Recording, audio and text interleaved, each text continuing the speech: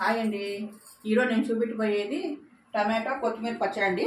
దానికి కావాల్సినవి మెయిన్ కొత్తిమీర ఒక కట్ట తీసుకున్నాను, టమాటో పండ్లు, పచ్చిమిరపకాయలు, ఎల్లిపాయలు, జీలకర్ర, లాస్ట్లో వేసుకునేకి ఒక ఉల్లిగడ్డ. అది తర్వాత వేపుకుందాం రండి. అండి ఫస్ట్ జీలకర్ర, ఎల్లిపాయలు, పచ్చిమిర్చి అన్నీ దాని తర్వాత అన్నీ వేపుకునేదండి.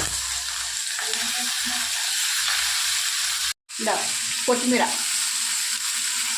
అన్నీ బాగా మగ్గినాక మిక్సీ చేసుకునేదండి. ఇక చూడండి, ఈ బాగా మగ్గితే సరిపోతుంది. బంద్ చేస్తాను. ఇది కొంచెం చల్లగైనాక మిక్సీ పట్టుకుందామండి.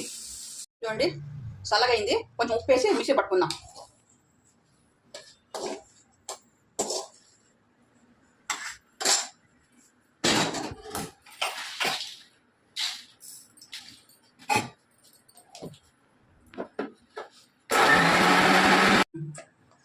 చూడండి, ఈ మాది దీంట్లోకి కొంచెం ఉల్లిగడ్డ వేసి కొంచెం లైట్గా చుట్టుకుందామండి.